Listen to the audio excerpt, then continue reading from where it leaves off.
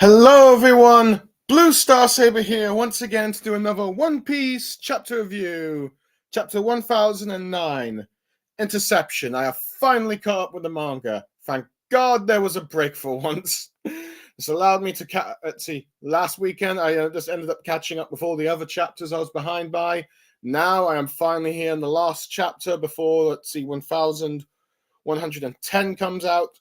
Let's see, the 1110, and soon the 1111. So, yeah.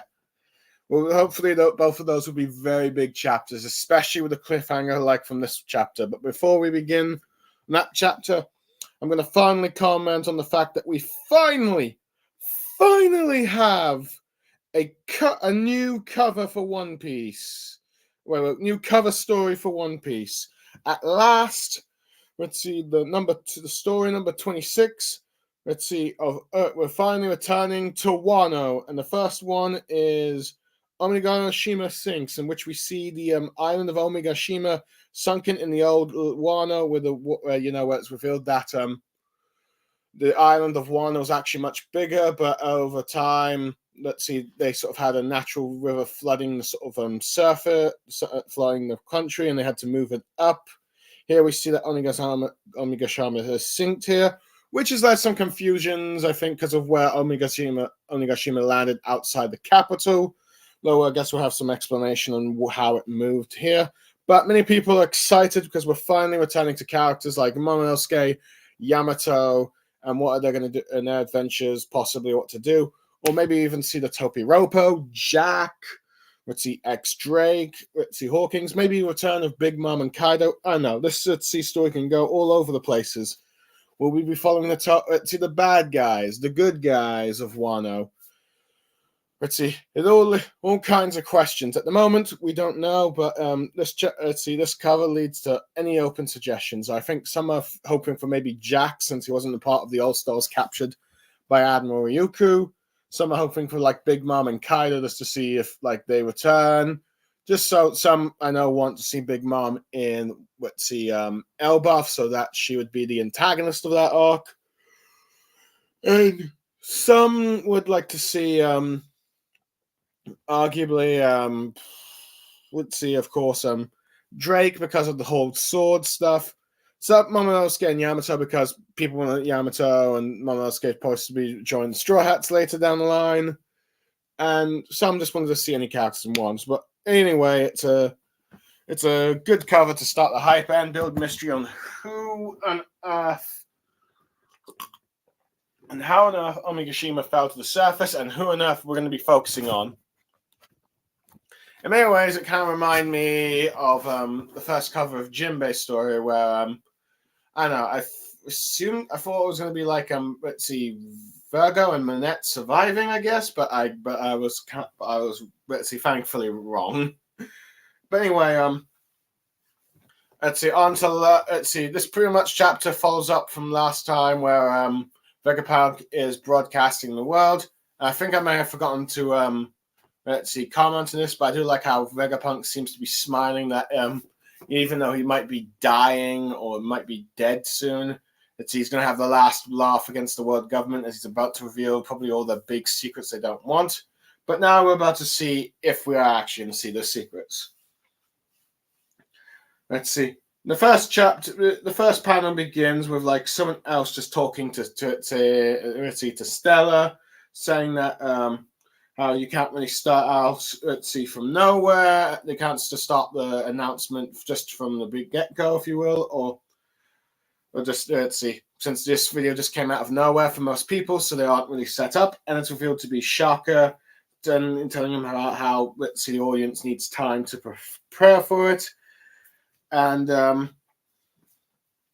with Vegapunk wondering, well, won't some intelligence agencies pick it up and then spread it the following day, with Shaka saying that you can't necessarily be sure of that, since because you never know who might try to manipulate the information and spread lies about this, and whatever your original message is either censored or edited, pretty much, if you will.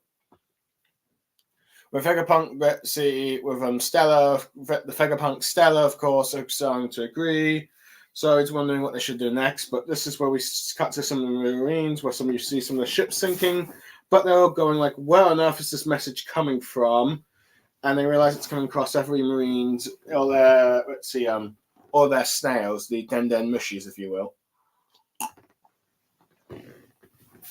We say, let's see, as it revealed that Vegapunk is going to have it, having the signals of played throughout all of the Marines, naval bases in the world with their, snails and communications.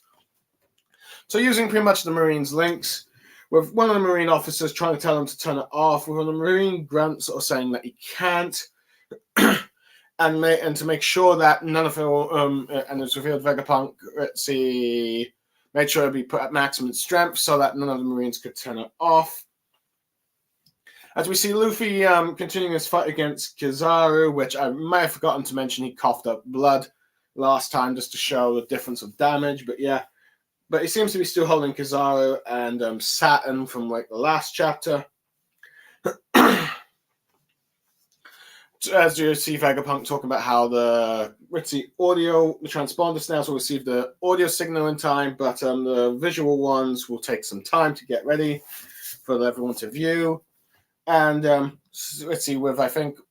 not sure if it's Stella or Shaka saying this, saying which we should give them an internal of 1 hour. With Saturn going like, thinking what on earth is Vegapunk going to tell the world. With them, we cut to Nami, Usopp, and Chopper, and Edison and Robin. Wondering what, with Nami asking, isn't that Vegapunk's voice and all that stuff? With Chopper asking where it's coming from. And then one of the two Vegapunks, I am not sure which one, thinking that an hour seems too long. And I'm not sure if it's, I can't quite tell which one it is. Let's see, but the one who says that the message being like too long might be saying that it might give people enough time to that don't want this message to go out to cut it from like communications, thereby giving them a chance to intervene. Let's see, with the other Vegapunk agreeing that it's best to separate. Let's see, that might be you're probably right. So it's perhaps best that we set up the preparation for 10 minutes as we cut to Sanji just saying like, isn't that your voice, Vegapunk? So if I had to guess, it seems that from the way Sanji is responding, it might imply that the Stella originally suggested an hour, and then Shaka suggested that it should be something more quick. It should be much more quicker than an hour. But Sanji is desperately trying to get Vegapunk to wake up, but Vegapunk's eyes close and all that stuff. And there seems to be confirmation that Vegapunk is indeed dead. But anyway, as Sanji is crawling his body, Vegapunk is saying, "You hear that, world?" As Saturn is as Luffy's still grabbing Saturn's hand. We cut to like the sacred Marijua, pretty much the Holy Land at the top of the red line, with someone asking what the signal is, explain now. But also it seems like they're communicating with Saturn through telepathy or something, and that's what Saturn appears to be hearing, asking Saturn what happened with Vegapunk, and they're asking him to explain this sort of signal. Oh yeah, I forgot to mention while Vegapunk's talking about the preparations, the meetings, we see a bunch of Marines fighting one of the giants, and one of them fleeing for their lives. Well, the Marines, of course, but yeah. With Saturn revealing to like the Vegapunks that Kizaru has killed him, and he saw it and all that stuff. And then the other ones are saying that, realizing that, okay, Vegapunk has set a message to play at the event of his own death. So, seeing that must be the most likely outcome, and they're now wondering what on earth he might be saying. But let's see, but they have no idea. But they're saying that they need to try and find the source of this information. and I believe the one that's called Jupiter. Let's see, the big. I still can't get used to the Mustus one. I think that one is okay. The long bearded one is Mars. Let's see. Yeah, I think the one that's named after, I think Mercury or something. Let's see. Well, pretty much the one that's named after the Greek. Let's see, Roman equivalent of Hermes. I think so. I think yeah, Mercury or something. It's saying if we can find the source of transmission, and Peter's saying it must be in the lab phase. That must be the likely outcome. And it's protected by the barrier, so they think it's like going to be a problem. And Vegapunk starts talking about how they have 9.5 minutes to kill time, so they're asking Stella what they should do. Then we see a Pythagoras coming in. Let's see, you're saying that he wants to invent something gritty as he's rather busy. And then I think Stella's saying, why don't we have some coffee? And then we cut to like Dressrosa.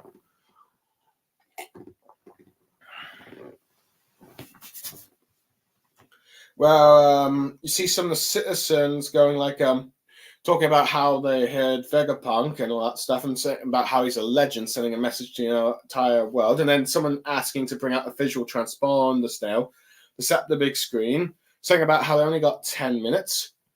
And then we appear to be cut to like what appears to be like the place where Doflamingo used to hang around and relax in this castle, but this time it seems to be Kyros, Rebecca, Leo, that chubby cheeks of the of his pirate crew, and what's the god's name? It's been so long. Let me just get Dressrosa.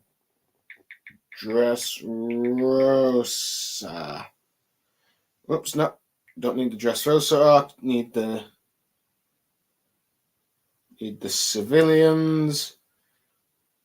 Come on, no, it's here somewhere. Royalty, don't need that. Oh yeah, tank. Let's see. Apologies, I completely forgotten about that.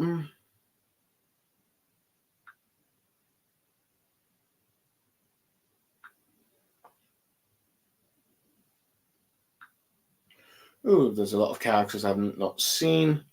I'll check them out later. But you see pretty much Kyros, Rebecca, and it appears and it looks like Rebecca is actually training and all that. As you can see, bandages on her and sweating a bit, as well as Kyros. Leo talks about apparently, is that the Vegapunk that is that the professor that Luffy? Well, it depends on which translation, but basically, is that Vegapunk that Luffy land apparently took hostage? And I wonder what's going on over there with Rebecca reminding Leo that don't believe every horrible detail in the article about Luffy, but granted, she says Lucy because that's how the people of Dressrosa know Luffy. And let's see, and Kyros is just looking at the picture and wondering if that's really Vegapunk on the screen. As it's interesting because it kind of shows that not everyone knows what Vegapunk looks like. Let's see, with Vegapunk talking about the calculating of the likelihood of a signal jamming. Then we cut to like a Windmill East Blue village with one of the citizens wondering what this is about. Let's see, with one of them wondering if this is just bad news about Luffy again or Luffy getting into trouble, depending on which translation you have. With one of them asking about how do they have a visual transponder snail, and let's see, do they have one? And saying he did. Well, actually, well, they don't really have one, and I've always been telling the mayor that they need to get one. And then we get Wood Slap going like saying who's going to pay for it, saying that the food for those snails isn't cheap, and that if you want to get one, and that you lot are better just fine with having sound along with it. And they're going like, come on. And then we're cutting to Water 7. Let's see, we're seeing some people trying to wake each other up. And then we cut to, hold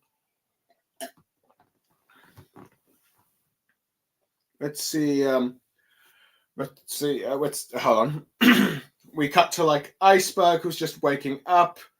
and telling his like assistant, you know, the young kid Alice, to set up the video, with her saying that yes, it's granted. I think in depending which translation, she might be called Alico, which is apparently the Italian name of Alice. So yeah, that's just something to keep a track on. But she's just pretty much saying that she has to she'll have the video ready in the next room, and also set up screens in each shipping building dock. It says, though, it might be the middle of the night, given the apparent importance of this event, that she has already made it so that all residents will be contacted and woke up to Ritzy view the video within 10 minutes, asking him for anything else. And then we cut to the World Economic Journal, with some of the reporters asking what the signal's about and saying it's an independent source being relayed by the Navy.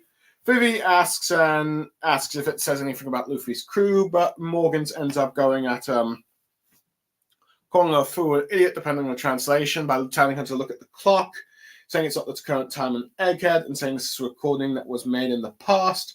As I believe that fan that fan from the journal that Ritzy was excited that Vivi was wearing her clothing, which has led to some commentary on like they're having a sort of Yuri phase with like the cover page with like Renji and Tashigi last chapter, and now this. But granted, and Ritzy might be people looking too much into it, but pretty much Morgan saying that this recording was made in the past, Ritzy with Wapol, Vivi, and him there, and saying that there's currently a buster call happening over there. So the place must be at the ground at the moment as we speak, not really showing that he's not got all the updated information on the battlefield there. And then we cut to random islands, first in West Blue. Someone commented about, so that's the real Vegapunk, his hair, and talking about his head, his mind so sharp it cut itself, commenting on his helmet. We then cut to North Blue. It looks like the place that, well, granted, it's probably not, but kind of reminds me of the place that Frankie ended up with, though granted, that's probably not the same old man. But the old man talks about how this is the man who brought light to the world. Kind of reminding what Morgan's big news Morgan's talked about when the world government might have made a big mistake trying to assassinate Vegapunk because of just how popular Vegapunk is for what his inventions did. And then a tropical island in South Blue. I think some have wondered if this might be where Ace was born. Let's see, but the residents are starting to wonder what is important for him to say to the entire world, wondering if it might be like a new big invention or the invention of the century, depending on the translations.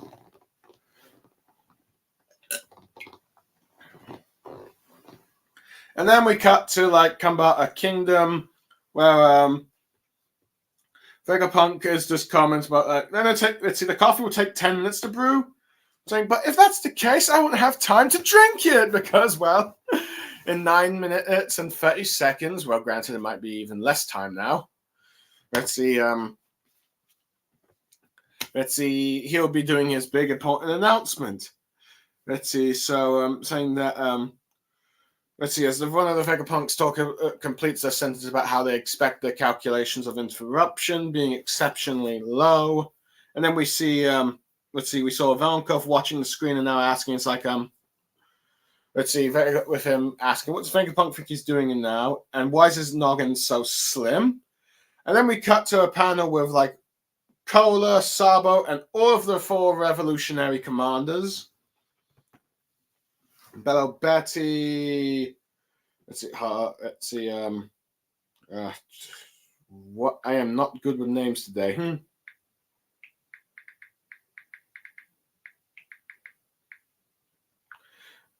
Let's see. Limburg, Molly, and let's see, Karasu. That's the one that I was like let's see, Limburg and Karasu. That's the ones that I was mostly let's see, sort of having trouble remembering. Let's see. You see them all in panel with Cola comments about that. So that's the Vegapunk that everyone talks about.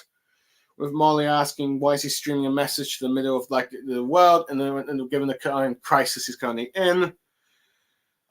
And then we cut to like Dragon thinking back to what the Shaka body said, that he suspects his death is imminent, and he's just looking this time in the west rather than east, which many people have been making memes and comments and jokes about how Dragon's looking a different way for a change and still doing nothing. But I'll get to that and my thoughts. And then we finally cut back to Egghead, where Luffy is pretty much saying, so all those punches meant nothing to you, huh?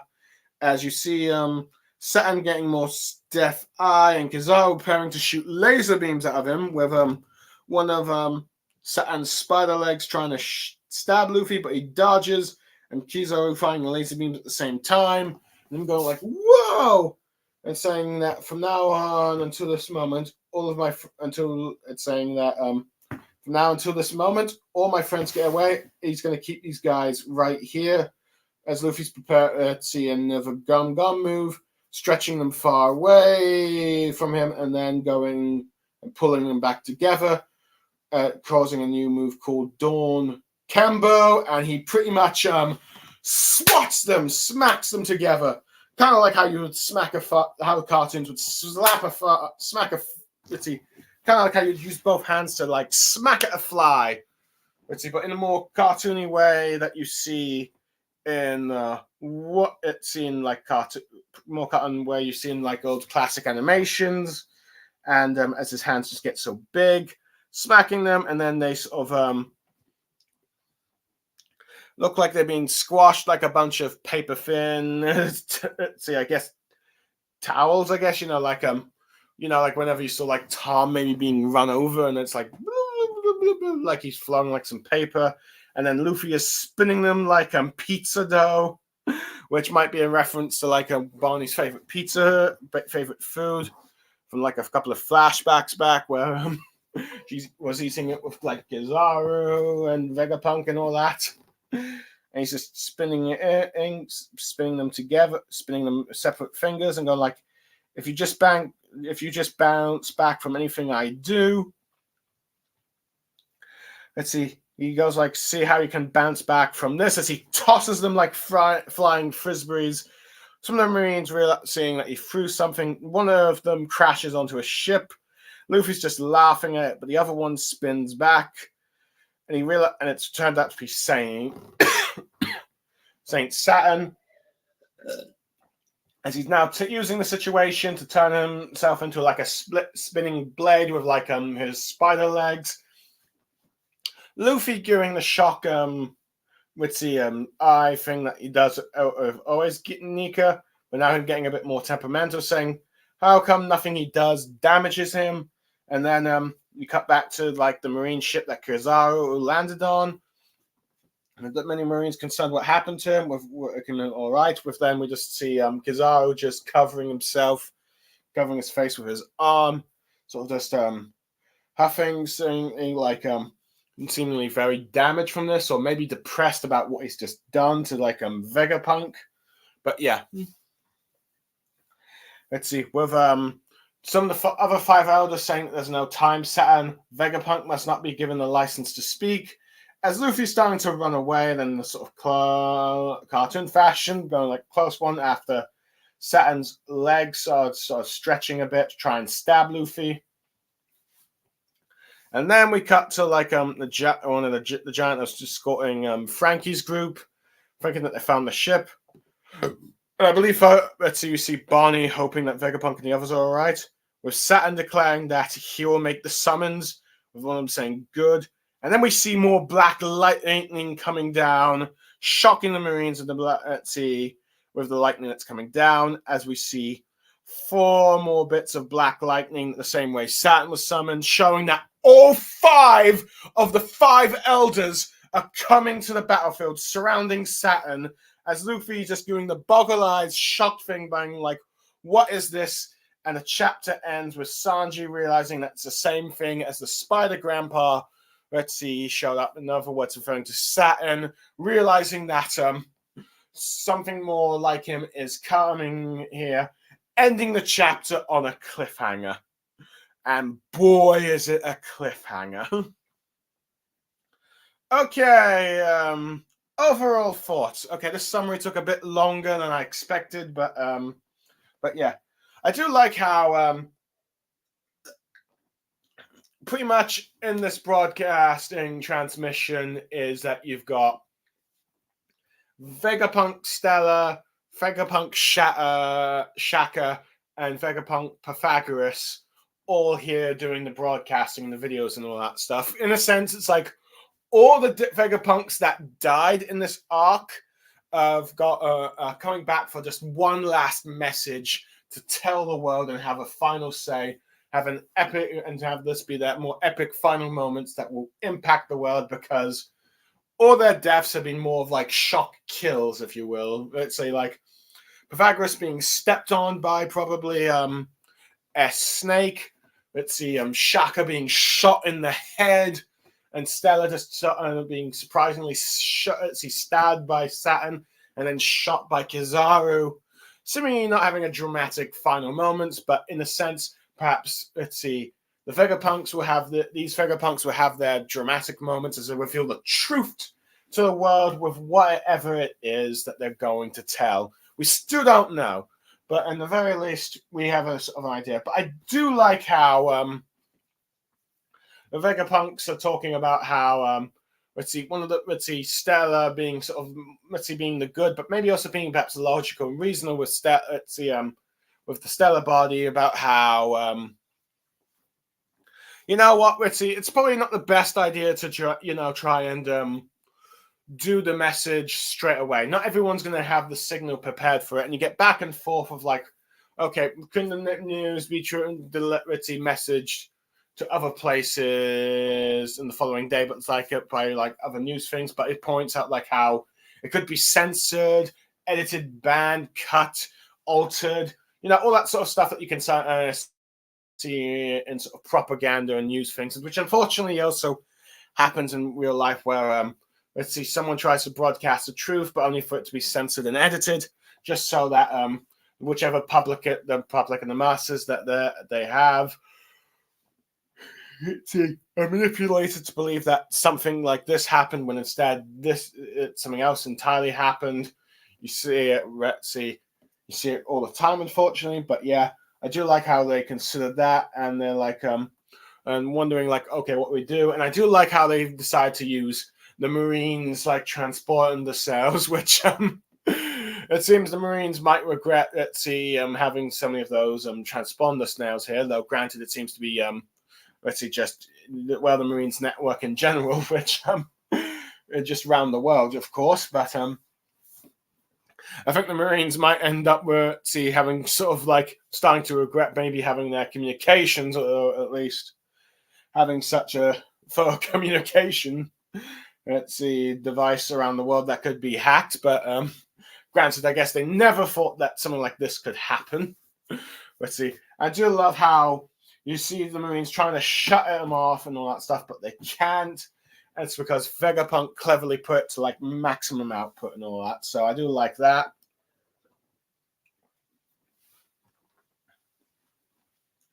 And I do like seeing like some of the inhabitants on the island just wondering, like Straw Hats on the island just reacting like, okay, what's going on there with this message? Wait, is that Vegapunk? What's happening now? So as it kind of shows that sadly the majority of them do not know what is that Vegapunk is now likely dead. But I do like also how the fact that they even talk about, okay, how many minutes should we get to prepare, which is a sort of like as a little in-cheek joke, I guess, about the times that like how much time should we get everyone to give everyone time to prepare, which like Vegapunk's like, and like Stella's like an hour. Well, Shock, I believe it's at least that way. I mean, at least the very least in about a year's time when the anime gets to this point. Hopefully that we can tell with the voices about which one's saying which. But at the moment it appears to be that Shaka, Stella is saying 1 hour, and Shaka saying, wait, that's too long, and all that stuff. But yeah, I do like how it's sort of like an intern cheek about how, let's see, Vegapunk saying how probably long it will take for the actual message to be taken place, depending on like when it comes to anime adaptation time. But in anime logic, 10 minutes is like a few hours. It's like an hour or two. So it's like it might be 10 minutes manga wise and even anime wise, but in real life it'll be like an hour, more like an hour before we get like this message. So yeah, I like the fact that you had that little tongue cheek joke there, but yeah, we got a 10-minute countdown, which usually happens in One Piece, but now it is a much more different 10-minute countdown than like than what the Straw Hats are used to, where it's like they have 10 minutes to try and stop this from falling or being destroyed, you know, something like that. They need 10 minutes before they can like save the day. This time it's like they have to prevent, let's see,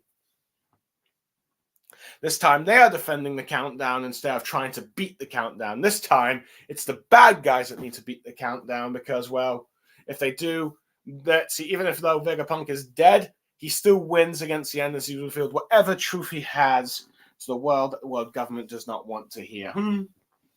Whatever it might end up being. So I do like that.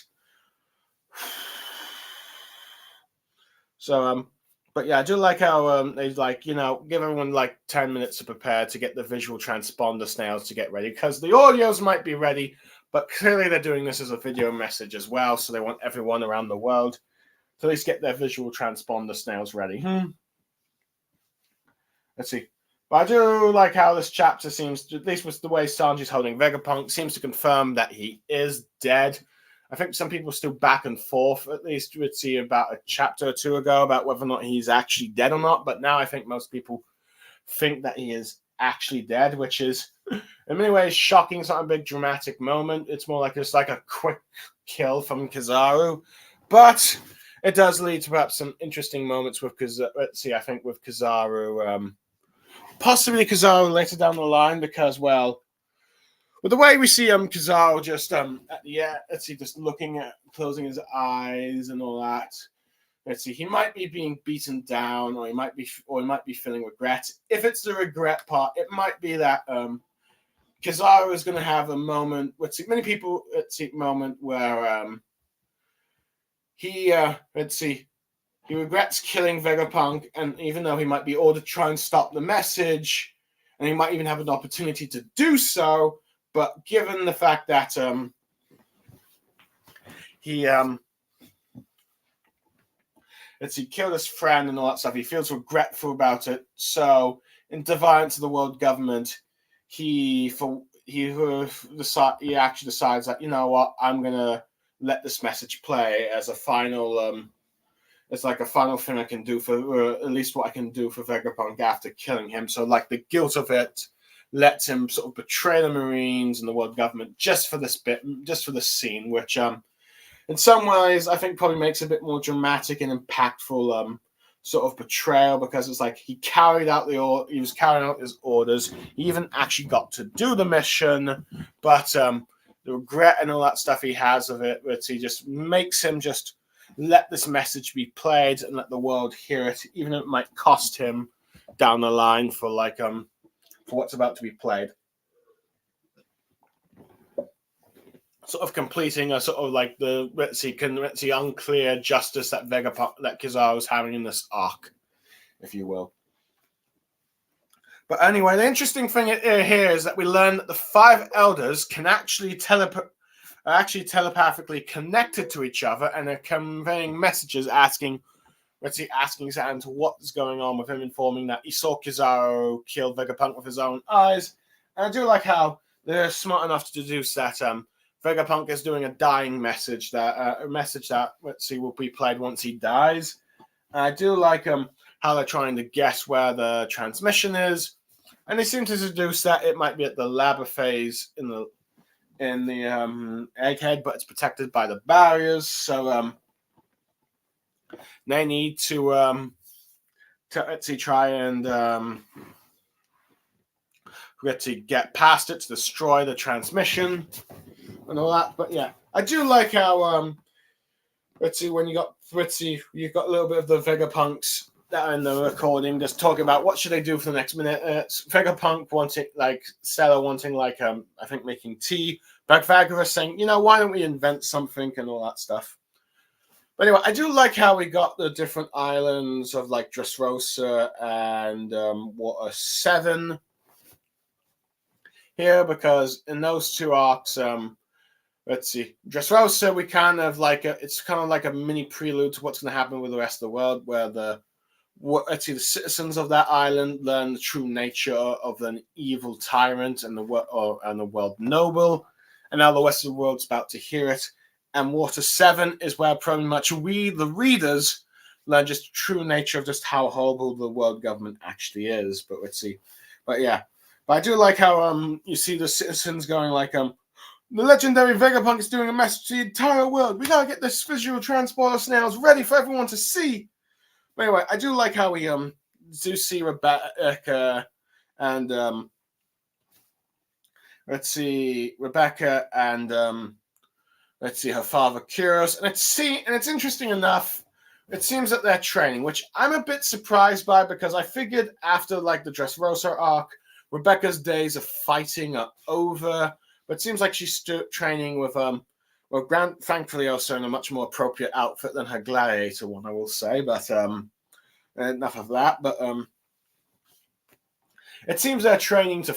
It seems like they're training to fight with like Tank Top and other like combatant, maybe some palace guards there. So who knows? It looks like Rebecca's training to fight, which I figured she wasn't going to fight again, but who knows? That's nice. Maybe let's see, she might get some. Let's see. Maybe she might get a small fight down the future that will hopefully redeem herself in terms of action with the fandom, because I think some found her action-wise disappointing, especially of how helpless she was against Diamante, who refused to fight at that time. So there is that. But yeah, I am curious to see why she is trying to fight right now, but trying to train to fight right now. My guess is like with Shirahoshi, let's see the events on Marie Joie with like Shirahoshi nearly being kidnapped by Charlos and Vivi's disappearance. Perhaps she's determined that maybe she actually needs to would continue to train to make sure she can defend herself, so something like that doesn't happen to her two new friends. But I do like but it's interesting the fact that we got Leo here confirms that the Straw Hat Grand Fleet is definitely not mobilizing to help the Straw Hats, which is unfortunately a bit disappointing, but at the very least, I think with the Giants showing up, let's see, the Straw Hats have gotten their big reinforcements. So let's see. So we have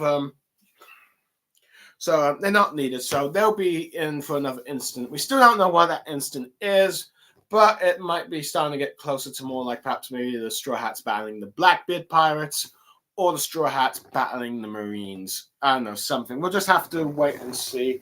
It's not Egghead, but it's clearly going to be but clearly there's going to be an incident where they're going to get involved in. Maybe it might be Elbaf. I mean, who knows? I mean, the new Giant Warrior Pirates arguably should be in that arc, but because they're giants. And they did actually help Saul. Mm-hmm. And I do like how you still see the Tontata dwarfs still believing everything in the newspaper was saying, like, oh, is this Luffy Land being kidnapped? It's this Luffy Land who's kidnapped that, but it's this professor that Luffy Land kidnapped.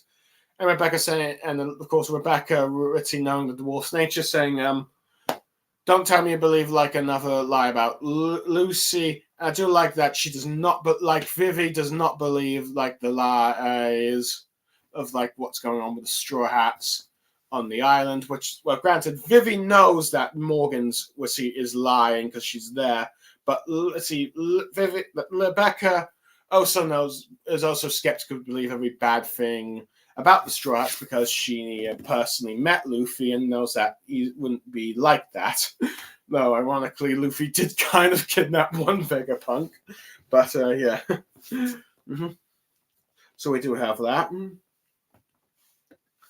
So I do like how she's like telling Leo not to believe it. But I do like how both of them are still referring to Luffy as Luffy Land because of like what Usopp told the Tontaras, and Rebecca still calling Luffy Lucy because that's how she met when Luffy when he was pretending to be a gladiator, and that's how everyone just also wants to remember him as a hero. But anyway, I do like how all these different people that we see comment about like, oh, so this is Vegapunk, showing just how, despite the fact that Vegapunk is a world-renowned scientist, not many people actually knows what he looks like because, well, he's kind of like a mystery. In many ways, it kind of like the audience in a sense. Like, for the longest time, we had no idea what Vegapunk looked like until Egghead started rolling, if you will. So I think it makes, and Vegapunk has always been busy with like his inventions, so he doesn't probably have time to travel as much. So but he gets his inventions around, but everyone's at least heard that name. So but yeah, so I do like how you see people reacting to that. But anyway, it's interesting that we also learned that there are places like Luffy's hometown of East Blue that doesn't have transponder snails, and apparently, yes, they do need to be fed. And apparently, they do cost a lot. And it gets a very funny moment with Woodslap saying, "You don't need visual. Back in my day, we had audio and we like it." Pretty much, Woodslap having a sort of like boomer moment, I guess you could say, or like what people say a boomer moment is, or just an elderly person in general saying, "Back in my day, we didn't have these fancy televisions. We had radio and we liked it." I know, maybe I was being a bit stereotypy there, but that's the general joke from it. But yeah. With like one citizen saying, "Can't we just get a visual transport?" And the mayor saying, "Nope, let's see, it's too expensive. You want it, buy it yourself." And they're like, "Oh, come on." But I do like how some of the villagers are like skeptical about the bad articles about about Luffy being 100% true and all that stuff. So I think that's nice. Anyway, what else? Yes, I do like how we cut to like Water 7, the ground line, and it's like, nighttime, and you still got like Iceberg in the middle, and like just waking up saying like, what's the it's like okay, just probably being told like, what's the message? What's going on? Why being woken up and saying like Vegapunk has an important announcement? It's like, okay, I'll be ready. I'll be ready. Let's see. Make sure everything's set up and all that stuff. And I do like that we finally got a name for like the assistant called Alice or Alika, depending on which translation I guess you're reading. But I think in the viz it'll be Alice. So that's probably what most people call her. So because I think Water 7, Emma Slabi had a lot of characters with Italian names, so it probably should be Alika, so you probably have some YouTubers calling her that. So, so I want to be sitting on that. Sorry. Let's see. Something in the background there, but I do like how we finally got a name, and we've seen just how really effective she is as assistant here, saying that has a visual audio set up in the room, and making sure that all the docking stations and Water 7 will up and running in like the visuals, and makes arrangements so that every citizen will be woken up on time so that they could see this message, whatever it is. And I'm saying she might be a child, but she's clearly effective. And granted, I think some people might have questioned. Hold on a sec. Why not if it's a child being like why is a child being like the assistant? But how effective she's showing her job here, probably just as effective as Caliphil was when she was being a spy, shows why Iceberg probably chose her as assistant in the end. Now, granted, whether or not the theory that she might actually be another Cypher Pole spy, it remains to be the case. Though if she's setting up this message, I doubt that she would be helping set up this message so that everyone can hear. I doubt that. Well, hold on. She's getting everything ready to everyone set up so that everyone can hear this message. I doubt she would be I doubt she'd be a government agent at this point. So, yeah, just a general assistant. That's probably just more of Iceberg being concerned because it's like my last assistant turned out to be assassin. So you got that. I do like we got a little nice update on Vivi. And of course, her first priority is the fact that it's let's see, like Luffy is being okay, despite the fact that the journalists are like, "What's it? Is this an independent source?" But though, granted, she might be. Though, granted, her concern for Luffy and the others may have left her to be a bit blind. The fact that it's a pre-recording message, as as Morgans gets rather rudely saying that take a look and all that stuff, and it goes to show that despite the fact that they that Morgans might be keeping up to date on the more news more than everyone else. But see, he doesn't quite know all the details of what's going on with Egghead right now. He knows a Buster Call. At the very least, he's heard a Buster Call has gone on, but he doesn't know that the Buster Call is being sort of halted by the fact that the Paphistas have started to betray. Has started to turn on the Marines again, so it seems he's not fully up to date just yet. But at the very least, But it's like at the very least he knows about a Buster Call, but he doesn't know that the tables have turned. I'm not sure if he's aware that the giant warrior pirates have arrived or not. We don't know. We'll probably have to wait a few more chapters and all that stuff. But yeah. But I do like how also we see all these different islands talking about comments about being surprised about, Vegapunk and saying like, "Ooh, his head's." Let's see, look at his head. Let's see, and others talking about the man who brought light to the world, just like showing what many people admire about Vegapunk, and some wondering like, what on earth he's trying to say? Is it like the invention of the century or something like that? But pretty much they will all probably be shocked when they learn that he is dead. This message is that he only activates when he's dead. He's about to tell everyone why he's probably dead and what secrets that the world government doesn't want to have. So it'll be very exciting to hear what he says, but like that. But yeah. Anyway, I do like how we see we cut to the revolutionaries, Cola being one of the people that's never seen Vegapunk, but Ivankov has and all that stuff. And we do get that funny joke about Vegapunk realizing that the coffee will take 10 minutes exactly to get ready, and it's already past the 10-minute start timer, so he won't get to drink it. So that was kind of funny. I do like how the Vegapunks talk about the calculations of like interruption being seemingly low there, but I do like how Ivankov he does know what Vegapunk looks like, but doesn't realize that he's cut off his head. So it's like now those that know Vegapunk and what Vegapunk looks like, and those who don't, but not everyone that's seen Vegapunk knows that he's had his head sort of his brain detached from his body. So there's that. But yeah. But I do like how they're all being like, and I do like how some of them wonder, like, why on earth is he trying to play this message? What's going on? Why is this message being played when when he's in the middle of like a battle or a siege? But let's see. But it looks at the very least maybe Saba. Let's see, Dragon, and maybe Saba because of the ... thought bubble Saba's having. But let's see. It's very possible, but Dragon at the very least because he remembers the conversation he had with Vegapunk earlier, and it might imply that he does know what's going to happen next. But yeah, but it seems like he's probably suspecting that Vegapunk is dead, and this is going to be his message, and this is his final message. Granted, there's some people are still hoping that, okay, Dragon's going to show up now, but I don't think he is. I think he's going to listen to this message. But at the very least, I think he's been told by Vegapunk that he's likely to die, and what will happen when he dies, and what Dragon should probably do once he is dead. So we have that. But anyway, I do like it. But anyway, so yeah.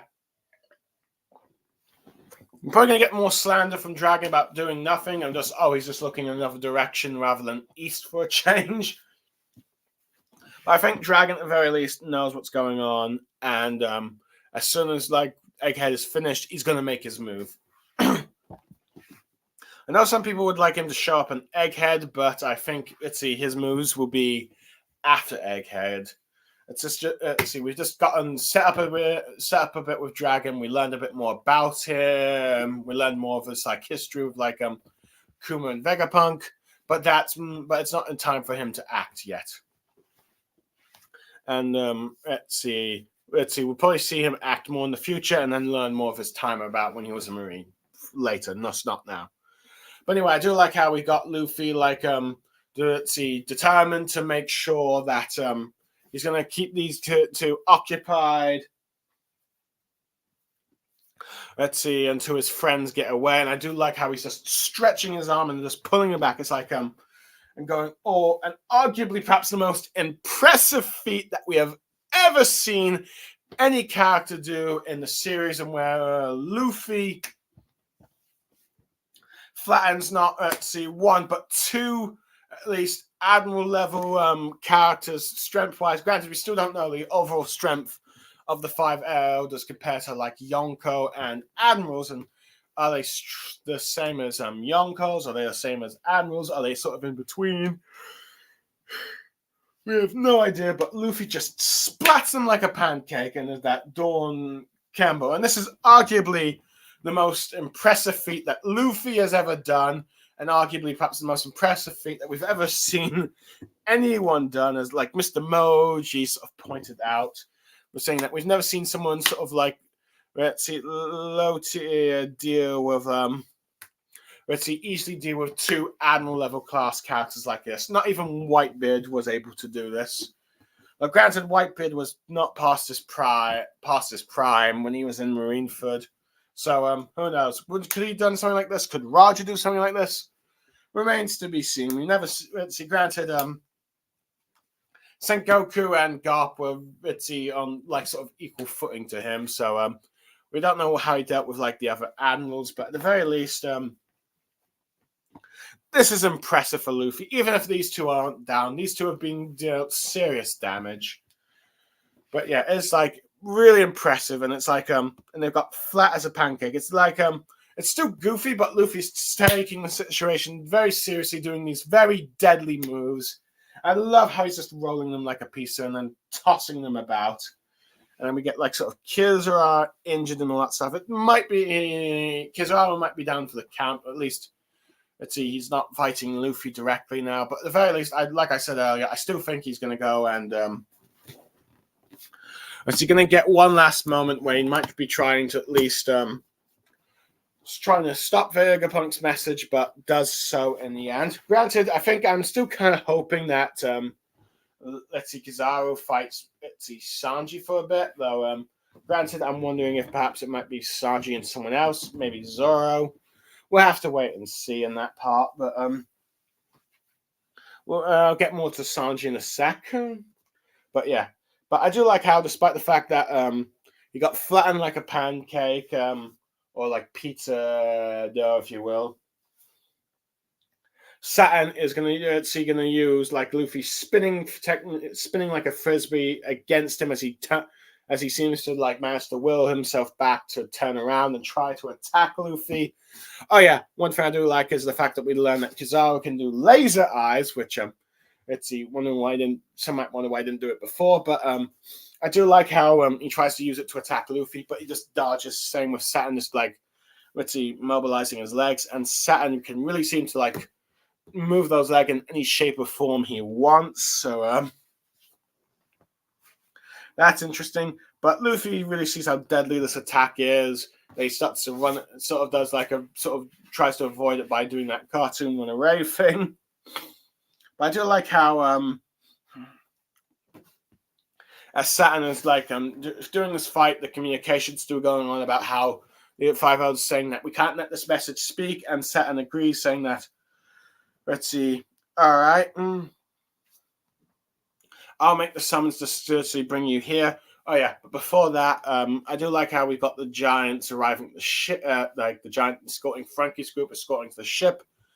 Granted, I assume that something's happened. Maybe those vice admirals start to show up, and then maybe you have like Barney, Frankie, and these giants. Let's see, fighting them a bit. We'll have to wait and see, but who knows? It might lead to some character moment. Maybe something that will happen with Kuma and doing his self-sacrifice. I still assume that Kuma's probably going to die, but who knows? But yeah, but we pretty much gotten Saturn doing like a summons, which some of them are compared to the summoning jutsu and the lightning and the black lightning flashes, and we sort of learn now that no matter where let's see, if you have one of the 5 elders someplace, they could all come at the same time. They could all be teleported there, and that's what just seems to have happened. Much to the shock of like many of the Marines, but yeah, which are probably going to be more shocked when they realize that all 5 elders are here. But yeah,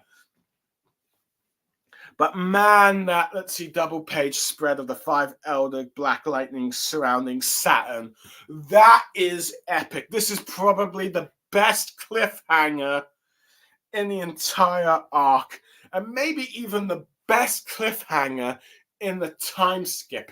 This is like Marine levels of hype, ritzy action and all that stuff. It's just it's going back and forth of like tension of who's got the upper hand, and it's like oh, this group has arrived to back up, this group's arrived to back up, but now for the bad guys, the ultimate form of backup has arrived with the 5 elders, all 5 of them here, and it looks like all 5 of them are about to fight Luffy by himself, probably for a bit. Now, granted, maybe Sanji, who realizes that this is the same stuff as Saturn, realizes that there's probably more of him coming, is going to come and try and back up Luffy and try and do whatever he can. Maybe set up that Sanji and Saint Jupiter fight, if you will. That many people have been speculating that this will be Sanji's final opponent and all that. If the 5 elders, if the world government and the celestial dragons are the final antagonists, so who knows? It could be that, but yeah. But this is sort of the cliffhanger and the suspense that Luffy needed, because it's now he's dealing with at least 5 admiral or beyond, or plus admiral class villains. I doubt he's going to beat them all. I think he's just going to fight them and just probably struggle for a bit, but maybe defeat at least one of them. But at the very least, he's going to be having a struggle. The 5 elders are taking this seriously.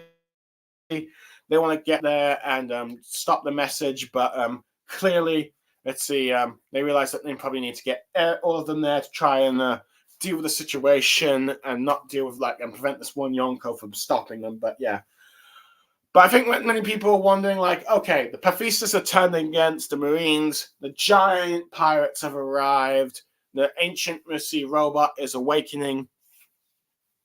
It looks like the thing's now in the favor of the Straw Hats, but this cliffhanger has probably churned the scales back into the antagonist's favor, because now Luffy's got all these powerful opponents, and now it's and this is probably what the giant robot's going to come and do and save Luffy save them from the 5 elders. Is it going to help him fight them? Is it going to help him kill one of them, maybe, or take out one of them, possibly Saturn, or something like that, or at least buy Luffy enough time to escape? But yeah, but also you've got Dory and Broggy coming up, so you might have let's see, with Luffy in his giant Gear 5 form, Dory and Broggy being giants and the giant robots, you're probably going to have a giant battle kaiju royale. Maybe Sanji shows up in this fight, who knows? Maybe Zo, but who knows? It depends if he's still dealing with Rob Lucci, which I assume we're going to get a chapter dealing with that. But at the moment, the 5 elders are here surrounding Luffy. He has no idea what's going on. I do like his reaction, but Sanji does, and realize that Luffy might be in trouble. But yeah, this is honestly hype. This is in many ways kind of reminds me of when all those Paphistas showed up with let's see, with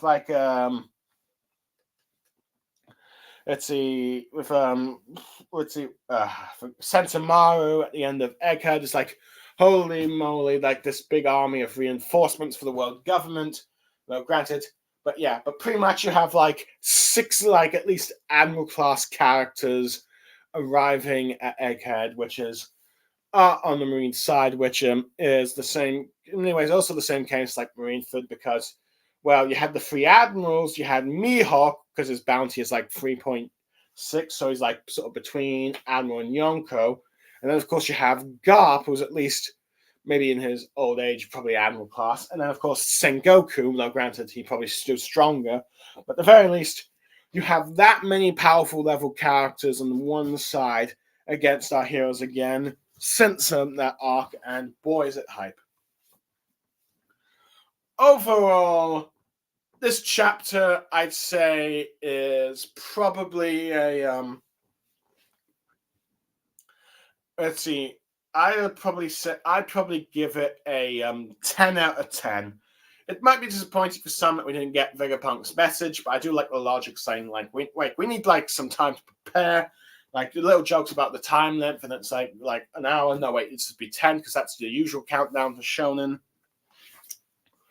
Seeing all those locations of like everyone preparing for it, like Dressrosa, Water 7, Luffy's hometown,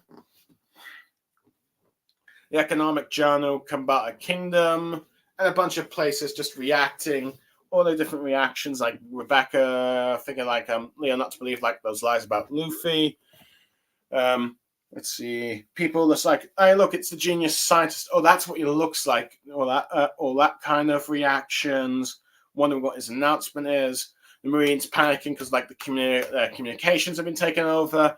The Elder, and also like Luffy's incredible feat.